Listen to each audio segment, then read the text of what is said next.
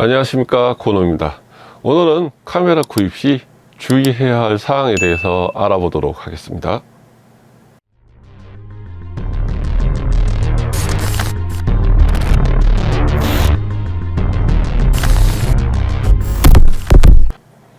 카메라를 구입할 때 우리가 처음 카메라를 구입을 하여도 아니면 지금 가지고 있는 바디에서 업그레이드를 하여도 우리는 사용하지 않았기 때문에 많은 부분이 궁금합니다. 그렇기 때문에 내가 가입되어 있는 커뮤니티나 아니면 유튜브 상에 많은 것들의 자료를 얻고 묻고 그리고 판단을 하게 됩니다. 하지만 그 역시나 내가 직접 써보기 이전에는 개인의 주관적인 내용을 듣는 거기 때문에 정확한 판단을 하는 데 있어서 어려움이 있을 수 있습니다. 오늘은 그런 부분들에 대한 주제를 가지고 여러분들에게 설명을 드리려고 합니다.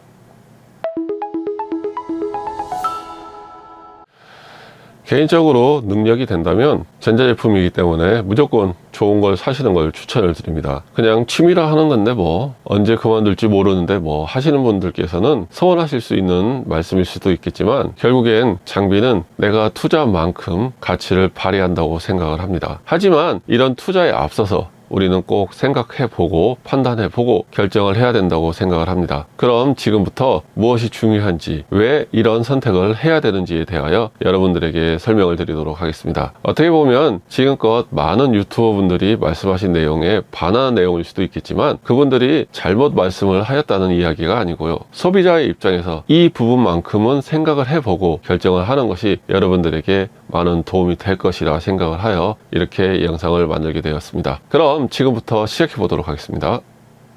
저는 캐논을 사용하고 있기 때문에 캐논의 미러리스 라인을 가지고 설명을 드리겠습니다.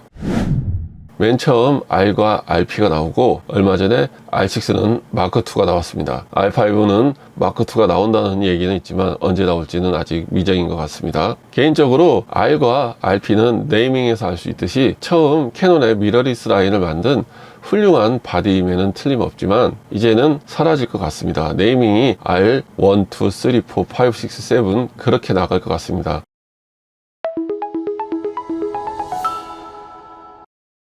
첫 번째, 타 브랜드와 경쟁해서 얻는 이득을 생각을 하셔야 됩니다. 우리는 캐논의 이 바디는 소니나 타 회사의 이 바디와 같다, 비슷한 포지션이다 라는 얘기를 많이 합니다. 오늘은 캐논과 소니를 가지고 이야기해 보도록 하겠습니다. 캐논의 R3는 소니의 A1과 같은 등급은 아닙니다. 하지만 비교가 되고요. R5 역시나 A7R 시리즈와 많이 비교가 되고요. R6는 A7M 시리즈와 많이 비교가 됩니다. 출시 시기가 당연히 늦었기 때문에 그만큼 좋은 기능이 있겠지만 R7, R10은 소니의 6000번대와 경쟁을 하기 위해서 나왔다고 생각이 됩니다. 경쟁이 있는 모델들은 늦게 출시된 모델들이 훨씬 좋을 수밖에 없습니다.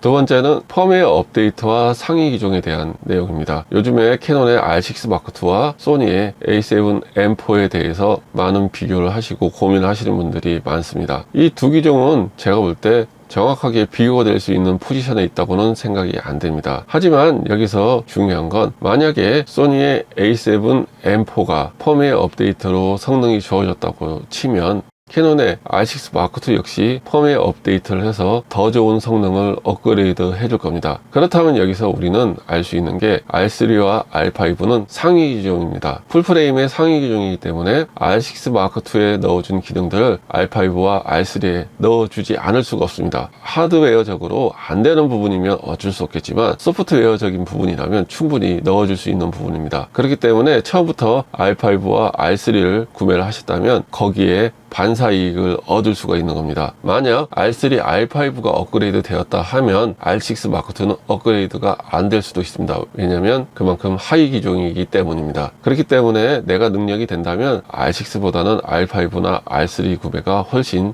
이롭다는 생각입니다. 마찬가지입니다. R10의 어떤 부분을 업그레이드 해준다면 당연히 R7은 자동으로 업그레이드가 됩니다. 여러분들이 카메라 구매를 함에 있어서 그런 부분들을 잘 판단을 하시고 구매를 하시는 게 좋다고 생각을 합니다.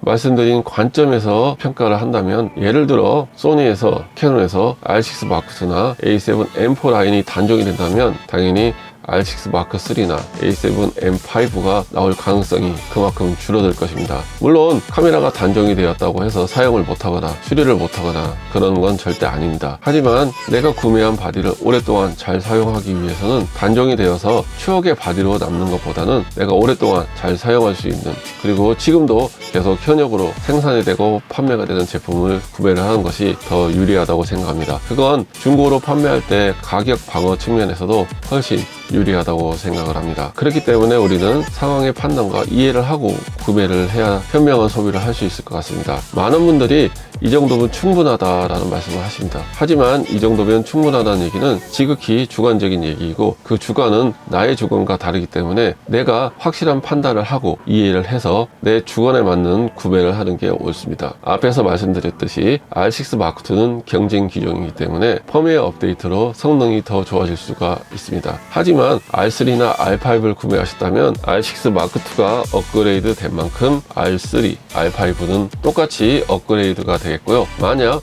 R3, R5가 업그레이드 되었다 하면 R6 마크2는 업그레이드가 안 될 수도 있습니다. 왜냐하면 그만큼 하위 기종이기 때문입니다. 이런 부분들을 잘 판단하시고 고려하셔서 나의 경제적 상황에 맞게 제품을 구매를 하신다면 여러분들의 사진과 영상 생활이 좀 더 즐겁지 않을까 하고 생각을 해봅니다.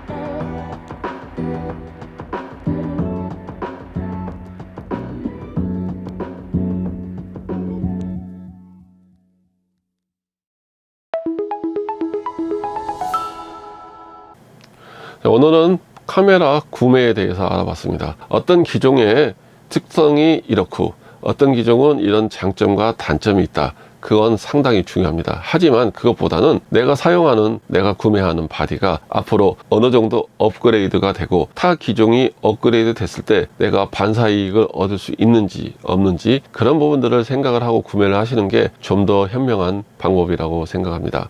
똑딱이 카메라를 쓰든 플래그십 카메라를 쓰든 사진을 찍고 영상을 담는 건 다 똑같습니다. 단 차이점은 내가 좀 더 편하게 담을 수 있는지, 좀 더 좋은 화질과 노이즈 억제력을 가지고 있는지, 그 정도의 차이라고 생각을 합니다. 우리는 그 조금을 위해서 돈을 투자를 하는 거고요. 내 투자가 현명한 투자가 되었을 때 우리는 기쁨을 느낍니다. 그렇기 때문에 제품의 장점과 단점, 타사와 비교도 중요하지만 내가 구매하려고 하는 제품의 포지션이 어느 정도의 위치에 있는지가 더욱더 중요하다고 생각을 합니다. 그렇기 때문에 내가 가지고 있는 예산 한도 내에서 제일 중요한 포지션에 있는 제품을 쓴다는 건 앞으로 미래를 생각을 하고 그 미래의 변화가 있을 때 대응할 수 있다는 그런 장점이 있는 것 같습니다. 단지 제품의 장단점, 그리고 다른 사람의 말만 듣고 이 정도면 충분해 하고 구매를 하셨다면 앞으로 일어날 변화에 대해서 대응을 못한다면 그것처럼 잘못된 투자도 없다는 생각을 합니다. 본 영상이 여러분들께 많은 도움이 되었길 바라고요. 여러분들께서도 잘 판단하셔서 현명한 구매, 현명한 선택, 현명한 소비 하실 수 있으셨으면 좋겠습니다. 권원TV 구독과 좋아요 부탁드리겠고요. 저는 다음 시간에 또 찾아뵙도록 하겠습니다. 시청해 주셔서 감사합니다.